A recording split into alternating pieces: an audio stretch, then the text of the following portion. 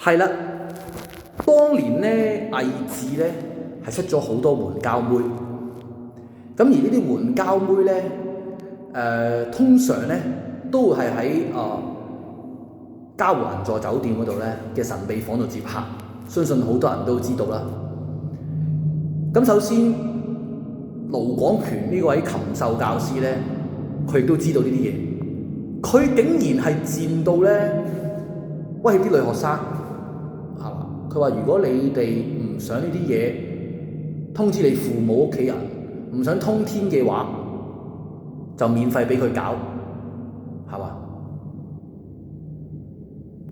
哇！真係有冇人性嘅？你作為一個老師，你嘅學生去做援交，本身你應該去糾正佢哋、勸導佢哋、救佢哋出火海，係嘛？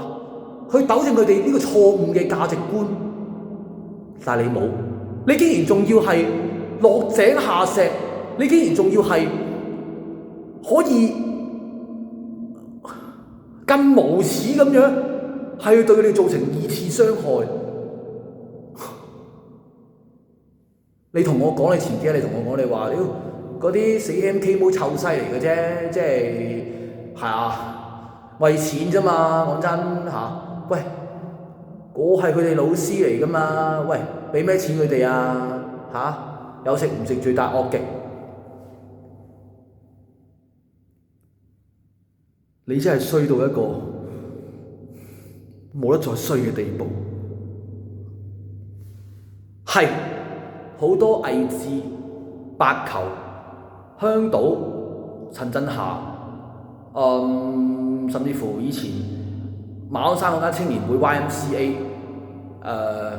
好多嘅女學生啦，都係有出嚟做援交。呢一樣嘢係街知巷聞，好多人都知。咁但係大家有冇諗過，唔好淨係譴責佢哋喺道德方面話佢哋哇都唔要面嘅臭西係嘛？為咗錢，為咗千幾兩千蚊可以出嚟做雞係咪？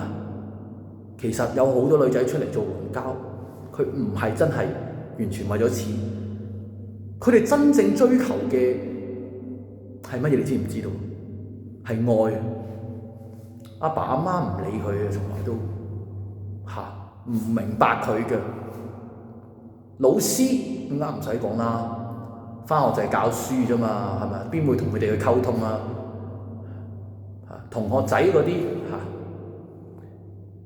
又有幾多營養價值俾到佢咧？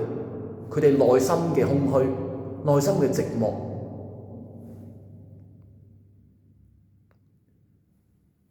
所以佢哋行上咗做援交妹呢一條路。如果佢哋從細到大得到好多愛，父母俾好多關懷佢哋，老師成日會長期同佢哋組織一啲活動啊，同學之間又真係可以俾到好多營養價值佢，係嘛？即係如果佢哋身邊有一個好似我咁好嘅同學仔大哥哥，係嘛？佢哋仲會唔會做援交？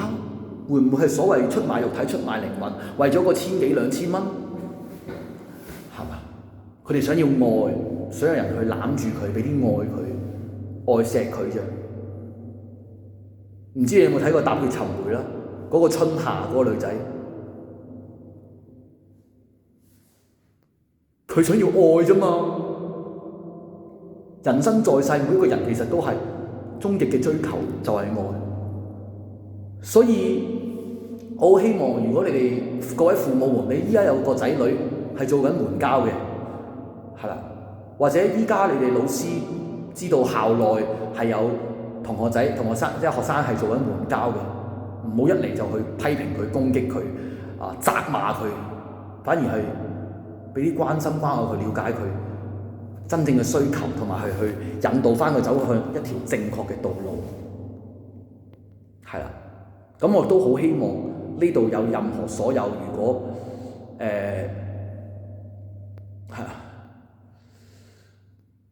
我好希望我能夠可以帶到多啲愛俾你哋，無論係唔好話女學生啦、男學生啊，乜嘢人都好啦，即係老人院嗰啲老人家都好，係咪？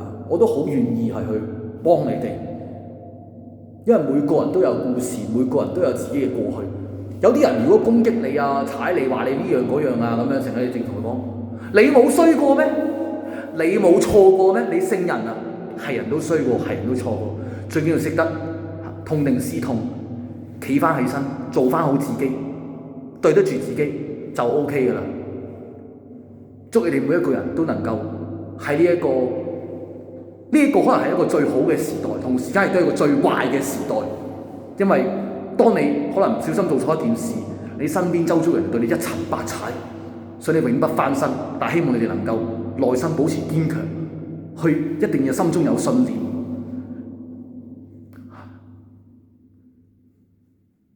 加油大家，加油！多謝你收看張開西望，我係你哋嘅主持人兼記者。我變好咗啦，我係南馬車，多謝。